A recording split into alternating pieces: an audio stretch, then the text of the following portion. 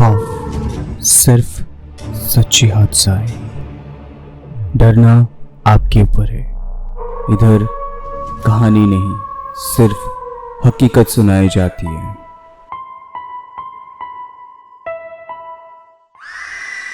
अरे कहाँ जा रहे हैं आप? ऐसे करेंगे तो हम लोग जैसा न्यू यूट्यूबर का क्या होगा?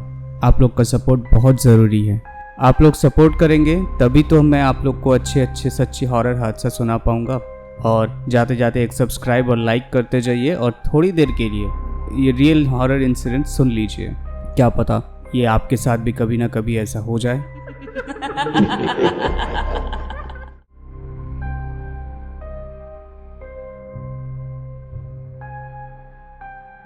Hello and welcome everyone. खौफ की 59 नंबर एपिसोड पे मैं नील आप लोग का स्केरी दोस्त फिर से एक बार स्वागत करता हूँ सच्ची हॉरर हादसा पे। आज है खौफनाक मंडे। हर सोमवार, बुधवार, गुरुवार और शुक्रवार की रात, खौफ की रात, ठीक रात 9 बजे। और आप लोग को याद है ना कि हमारे इधर रियल हॉरर इंसिडेंट शेयर करने से आपको मिल सकता है खौफ की टीम की तरफ से अच्छे गिफ्ट्स, जिनके इंसिडेंट में सबसे ज़्यादा व्यूज़ एंड लाइक आएंगे और कमेंट आएंगे। महीने के एंड में मैं उनका नाम बताऊंगा और फिर उनको हमारे खौफ की टीम की तरफ से अच्छे गिफ्ट्स भेजा जाएगा। ये गारंटीड है। तो शुरू करते हैं आज का पहला हादसा, जो कि आया है महाराष्ट्र के थाने से। ये इंसिडेंट हमें भेजा है अमृत पटेल जी ने, और ये इंसिडेंट उन्होंने अपने फ्रेंड अमन के पास से सुने हैं।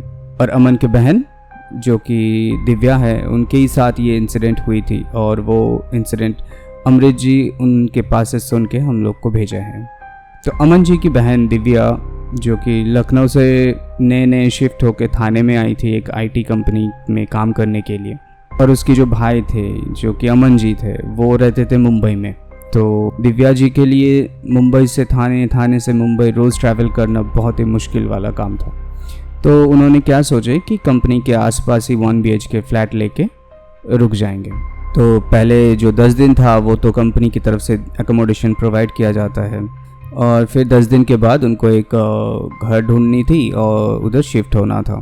तो वो भी उनको बहुत जल्दी मिल गई थी। एक अच्छा सोसाइटी में घर मिल गया था, और घर का किराया कुछ 6000 के करीब था, और फ्लैट 7th फ्लोर पे था।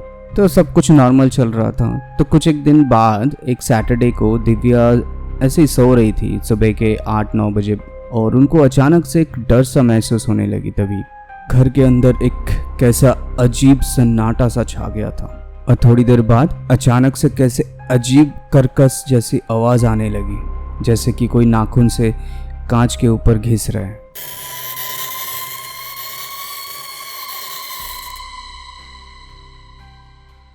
ये आवाज़ सुन के दिव्या अपने कान में हाथ दे के बैठी रही, बहुत देर तक बैठी रही, क्योंकि वो आवाज़ शायद मुझे भी बर्दाश्त नहीं होगा, आप लोग को भी शायद बर्दाश्त नहीं होता है वैसे आवाज़। फिर थोड़ी देर बाद वो आवाज़ बंद हुआ, तब जाके वो कान खोली और चेक किए कि क्या हुआ। तो उनको लगा कि शायद बाहर से आए होंगे, खिड़की के पास है बेड, तो बाहर से आए होंगे। फिर रात को जब वो सो रही थी, अचानक से अजीब सा एक सड़ा हुआ स्मेल आने लगी उसको, जैसे कि कोई कच्चा मांस सड़ गया वैसा टाइप। तो दिव्या उठ के देखने लगी कि कहाँ से ये स्मेल आ रही है। तो घर के अंदर काफ़ी ढूंढने के बाद भी कुछ नहीं मिला, लेकिन वो स्मेल तेज़ से और तेज़ होने लगी। हर एक जगह पे ढूंढी, मगर कहीं पे कुछ भी नहीं मिल रही थी उनको। तो जैसे तैसे करके वो सो जाती है उस रात को। तो रात के तभी बज रहे थे 2:30, और ऐसा महसूस होने लगी कि शायद उनके पीछे बेड पे कोई लेटा हुआ है। एक अजीब सा ठंडा सा महसूस होने लगी उनको। पीछे मुड़ने की हिम्मत ही नहीं जुटा पा रही थी। तो उन्होंने क्या किया कि सीधा बिस्तर से उतर के अपने खिड़की के पास चली जाती है, क्योंकि बेड के पास ही एकदम खिड़की था। और खिड़की के पास जाके वो पलट के देखी कि क्या है। तो उन्होंने देखी कि एक सड़ा हुआ जला हुआ लाश उसके बेड पे लेटी हुई है। ये देख के दिव्या जी तो बहुत ही डर गए, और सीधा चिल्लाते हुए अपने घर से निकल गई। और ऐसे आवाज़ सुन के सीधा उनके जो फ्लोर के जितने सारे नेबर्स थे, जितने सारे लोग थे, वो सब बाहर आ गए और आके पूछने लगे कि इतने रात को क्यों चिल्ला रहे। तो दिव्या जी कुछ बोलने की हालत में ही नहीं थे। सिर्फ उस टाइम पे उन्होंने पॉइंट आउट किया अपने फ्लैट के अंदर। तो सब लोग बोले कि आप इस घर में रहते हैं क्या? ये घर तो आज से 3 साल से बंद है और कोई नहीं रहता यहाँ पे। फिर उनके जो पड़ोसी थे तो दिव्या जी को अपने घर में लेके चले जाते हैं और बोलते हैं कि उधर ही रात को रुकने के लिए। तो अगले दिन सुबह ब्रोकर और ओनर को बुलाया जाता है और उनसे तो दिव्या जी सीधा बोल दिए कि इस घर में भूत है और ऐसे घर आप कैसे रेंट पे दे सकते हैं। फिर सारे नेबर्स भी दिव्या के साइड लेके भी बोले कि अगली बार से घर आप लोग भाड़े पे देंगे तो किराएदार को सब कुछ बता दीजिए। जैसे भी तैसे करके दिव्या जी अपने पूरा सामान समेट के सारे पूरा पैसा रिफंड लेके दूसरी घर पे चली गई। बाद में दिव्या जी ने बताई कि जैसे उनके नेबर्स उस दिन उनको बताए थे कि इस घर में एक लड़की रहती थी लिव इन रिलेशनशिप में। तो एक बार झगड़ा के कारण वो लड़की सीधा खिड़की से कूद के अपनी जान दे दी थी और जब वो नीचे गिरी थी आधा शरीर नीचे कीचड़ में घुस गई थी और पैर ऊपर की तरफ थी।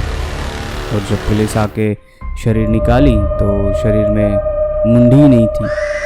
तब से लेकर ये घर पे कोई नहीं रहता है। अरे बाप रे, ऐसा इंसिडेंट तो बहुत ही भयानक होता है। तो ऐसा होता है जब आत्मा वो जगह को छोड़ नहीं पाता है और घूम फिर के वहीं पे रह जाता है।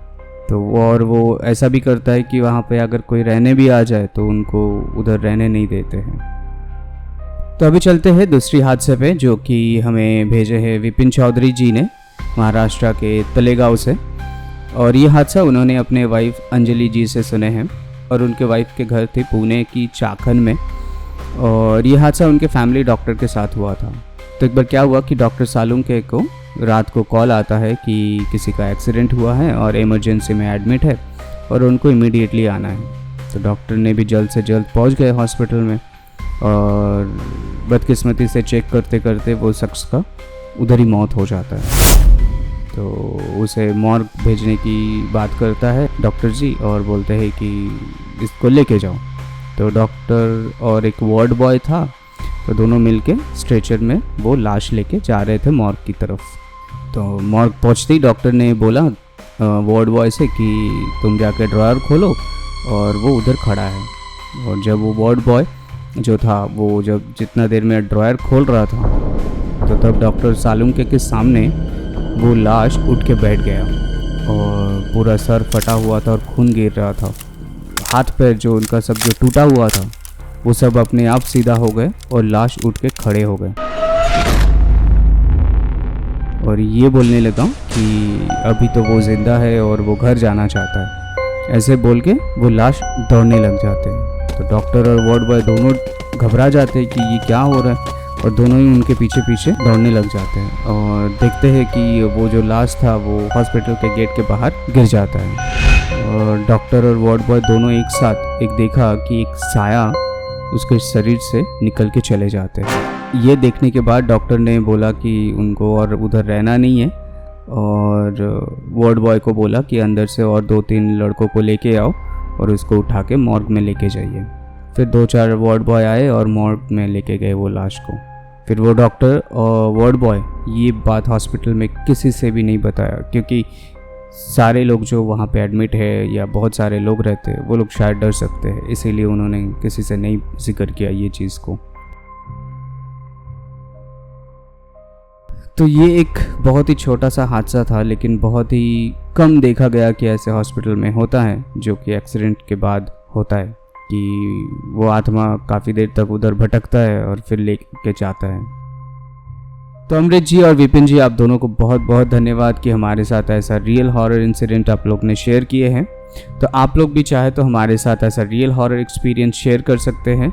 हमारे साथ शेयर करने के लिए आप लोग को सिर्फ व्हाट्सएप करना है। हमारा व्हाट्सएप नंबर है 7738596725। अगर आप चाहें तो हम लोग को ईमेल भी कर सकते हैं। हमारा ईमेल आईडी है share.trueincidents@gmail.com। और एक चीज़, आप लोग व्हाट्सएप पे सिर्फ लिख के ही नहीं, आप लोग वॉइस रिकॉर्ड करके भी भेज सकते हैं। अगर आप चाहें तो फेसबुक पे भी हम लोग को भेज सकते हैं। हमारा फेसबुक पेज का नाम है KHOF और इंस्टाग्राम पे भी आप भेज सकते हैं। हमारा इंस्टाग्राम का पेज का नाम है KHAUF.FF, ये पूरा ही स्मॉल में। तो अगर आप नए हैं तो प्लीज़ लाइक कीजिए, शेयर कीजिए, सब्सक्राइब कीजिए और कमेंट भी कीजिए, और याद से बेल आइकन को भी प्रेस कर लीजिएगा ताकि हर सोमवार, बुधवार, गुरुवार और शुक्रवार की रात ठीक 9 बजे सबसे पहले आपके पास नोटिफिकेशन जाए। चलिए मिलते हैं नेक्स्ट एपिसोड भूतों की बुधवार में ठीक रात 9 बजे, और आप लोग भूलिए मत इंसिडेंट भेजना। ओके देन, मिलते हैं अगले एपिसोड में। तब तक के लिए बाय, गुड नाइट, शब खैर, take care and stay safe.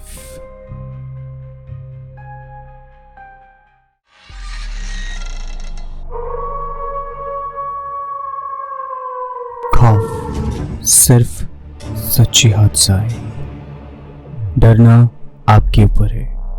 इधर कहानी नहीं, सिर्फ हकीकत सुनाई जाती है।